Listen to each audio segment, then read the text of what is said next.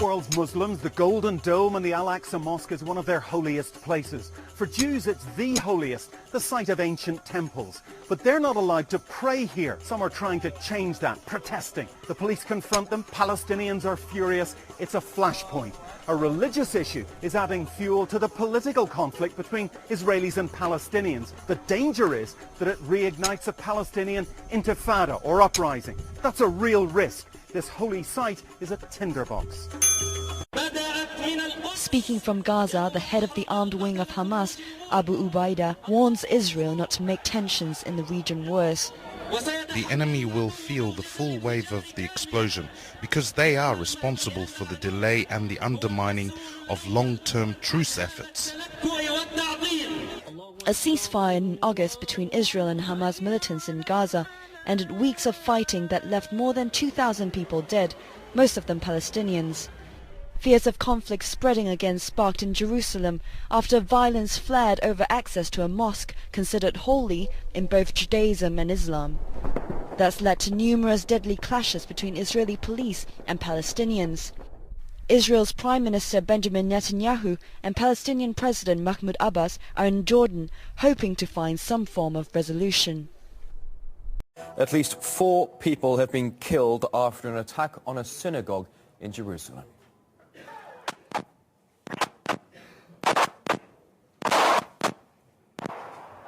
You're now looking at the latest pictures to come from the scene.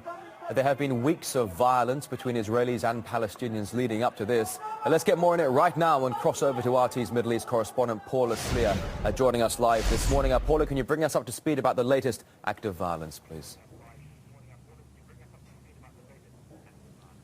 Well, as you say, the information we have is that 4 Israelis have been killed while they were praying and studying at a Jewish seminary and synagogue in Jerusalem. The reports suggest that 3 assailants entered the premises. Initial reports suggested that 1 managed to escape. Now, they were holding guns and axes as well as knives. 8 people were injured. 4 of them are in a serious condition. The 2 assailants were shot dead at the scene by Israeli security, and initially there were reports issued for people in the area not to exit their houses as a 3rd assailant was on the loose, but we're just receiving reports that that alert has been pushed down.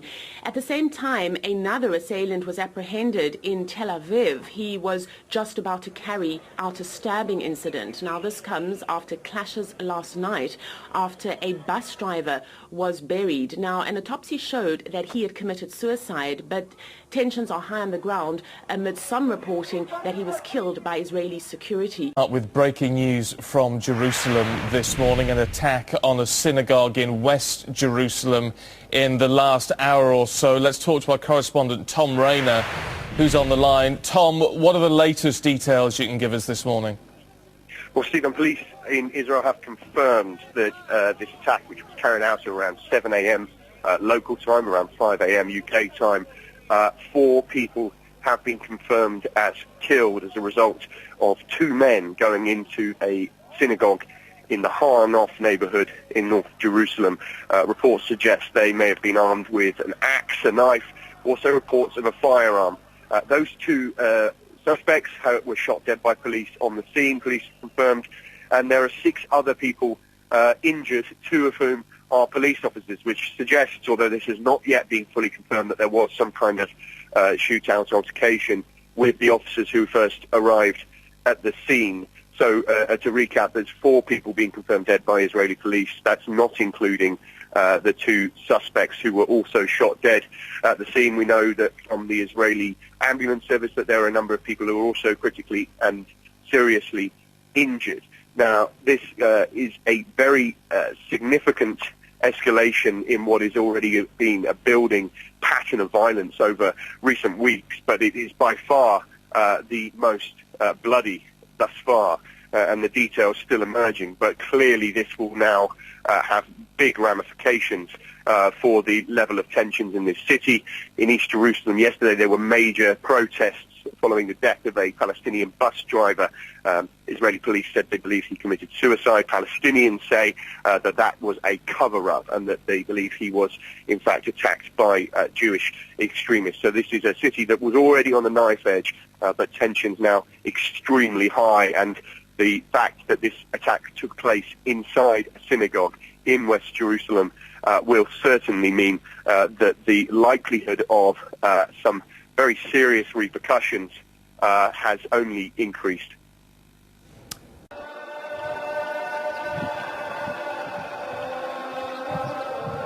Al-Aqsa Mosque, Haram al-Sharif, or the Noble Sanctuary, Islam's third holiest site.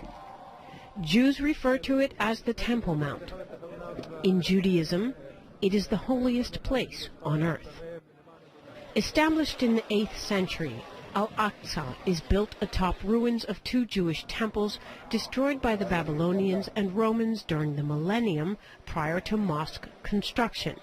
Jews believe the Temple Mount sits atop the rock around which the entire world was formed, the center of creation. The structure may have been destroyed, but the spirit remains. They may have succeeded in demolishing the stones, but they did not eliminate the soul. Our soul is there. There is the Al-Aqsa compound behind the Western Wall, the sole remnant of the temples. According to Islam, that is where Islam's founder, the Prophet Muhammad, ascended to heaven. For Muslims, it is the gate between heaven and earth, between man and God, between the life we live here and the afterlife. Violence between the sides flares here periodically, but it gained momentum recently because religious Jews are being granted access to Al-Aqsa's compound while Israel's government restricts Muslim worshippers from praying here. Muslims fear Israel is trying to exert sovereignty over not only the mosque, but all of Jerusalem. Another factor contributing to the tension is space. The world's most important sites to Christianity, Judaism, and Islam are housed within the walls of the Old City. The size of the Old City? Smaller than 1 square kilometer. How to resolve a conflict of sovereignty steeped in 2,000 years of history? The presiding rabbi says there's no solution. The status quo is as good as it gets. Jerusalem's Islamic leader disagrees. The solution is for the Jews not to enter this holy site. Al-Aqsa is ordained by God and Muslims only. We will not accept anything less. Both holy men concur that the current climate, fueled by political aims, is a dangerous one. The flames of political war are manageable, but holy war's flames are very difficult to extinguish. Political and religious fires are burning on both sides. The battlefield is hallowed ground.